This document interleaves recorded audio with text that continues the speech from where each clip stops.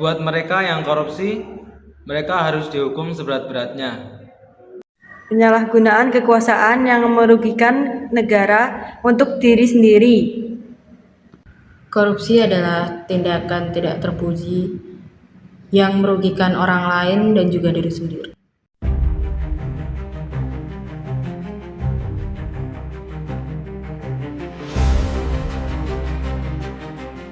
Korupsi di Indonesia seringkali dibayangkan sebagai kasus besar yang melibatkan pejabat, kekuasaan, dan uang miliaran rupiah. Padahal, korupsi tidak selalu hadir dalam bentuk yang mencolok.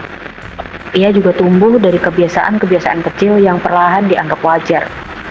Melanggar aturan, memanfaatkan kesempatan demi keuntungan pribadi, atau mengabaikan kejujuran ketika tidak ada yang melihat. Tanpa kita sadari, batas antara benar dan salah seringkali menjadi semakin kabur. Ketika tindakan-tindakan kecil itu terus dimaklumi, budaya korupsi pun menemukan ruang untuk berkembang. Lalu, bagaimana sebenarnya masyarakat memaknai kejujuran? Apakah kita benar-benar memahami arti bersikap jujur, atau hanya menganggapnya sebagai nilai yang indah untuk diucapkan? Melalui video ini, kami berbincang dengan orang dari latar belakang yang berbeda. Dari pengalaman, pandangan, dan kisah mereka, kami mencoba menemukan jawaban atas satu pertanyaan sederhana, namun mendasar.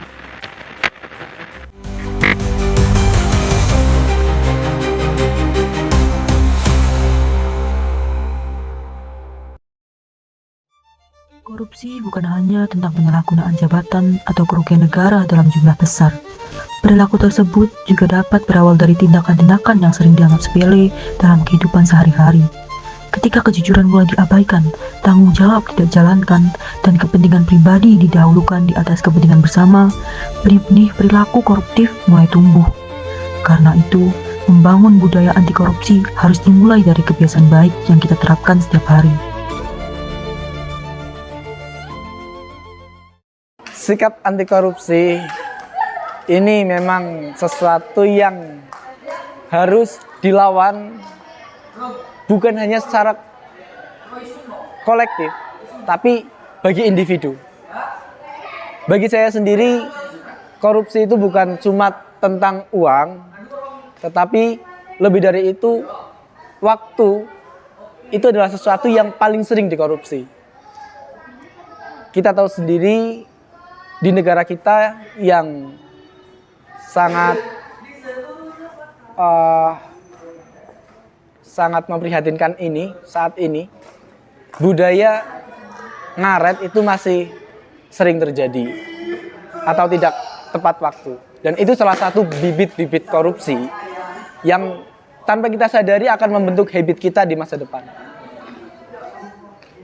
Jadi menurut saya, teman-teman semua bisa melakukan perubahan itu dari dalam diri kita sendiri untuk tidak mengkorupsi waktu, untuk bisa tepat waktu.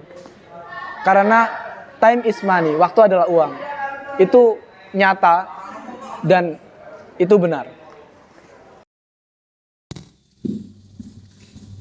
Kalau ngomong berpikiran orang pasti ikut semua.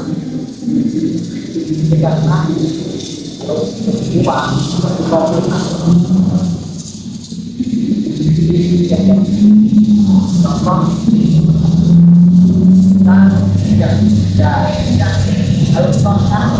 orang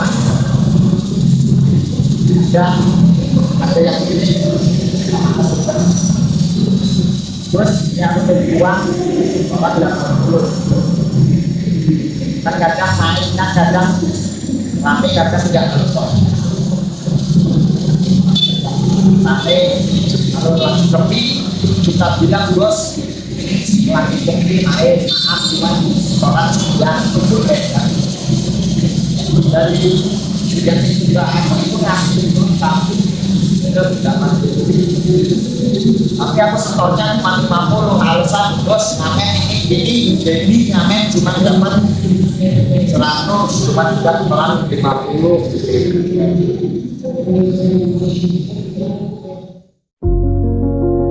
Upaya membangun budaya anti korupsi tidak hanya bertumpu pada aturan hukum dan pengawasan, tetapi juga pada nilai-nilai moral yang membentuk karakter seseorang.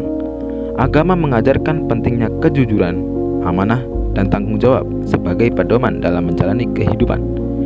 Nilai-nilai inilah yang menjadi fondasi kuat dalam menumbuhkan sikap anti korupsi, baik dalam kehidupan pribadi maupun di masyarakat. Sifat yang sangat penting, karena sifat Nabi yang pertama yang disebutkan itu adalah as-sidq, jujur. Ini bukan sifat yang sembarangan, sifat yang sangat istimewa, perpaduan dari ilmu, akal, hati, dan tindakan manusia adalah as-sidq, jujur. Dalam surat Maryam ayat 50 disebutkan, wa wahabna lahum mir rahmatina wa ja'alna lahum lisana sidqin aliyya. Ini Allah mensifati para rasul, ya. Wa wahabna lahum mir rahmatina, Allah memberikan anugerah kepada mereka para nabi ini dari rahmatnya Allah. Wa ja'alna lahum lisana sidqin aliyya, Allah juga memberikan atau menjadikan lisannya para nabi itu yang sidqin, jujur, aliyan, dan laki tinggi. Ayat ini jelas sifat nabi berupa jujur itu langsung sebagai anugerah Allah Subhanahu wa Ta'ala. Nah, di sumber lain, hadis Nabi, jujur ini disebut sebagai karakter yang sangat istimewa. Nabi sendiri menegaskan, alaikum bisidqi, hendaklah kamu bersikap jujur. Kenapa? Fa inna sidqa yahdi ilal bir. Orang yang jujur dia akan mendapatkan petunjuk untuk selalu melakukan kebaikan. Fa innal birra yahdi ilal jannah. Kebaikan-kebaikan yang dilakukan itu nanti akan mengantarkan, menunjukkan seseorang ilal jannah, menuju surga. Ada pesan penting yang perlu dimengerti, dipahami oleh anak-anak muda, kadang-kadang muda. Hal ini bersumber dari hadisnya Nabi yang diriwayatkan oleh Imam Tirmidzi. Da'ma yaribuka ilama la yaribuka. Tinggalkanlah da'ma yaribuka, apa saja yang membuat kamu bimbang, apa yang membuat kamu galau, tinggalkan. Ilama la yaribuka, menuju hal-hal yang tidak membuat kamu galau, berarti membuat kamu yakin, membuat kamu semangat.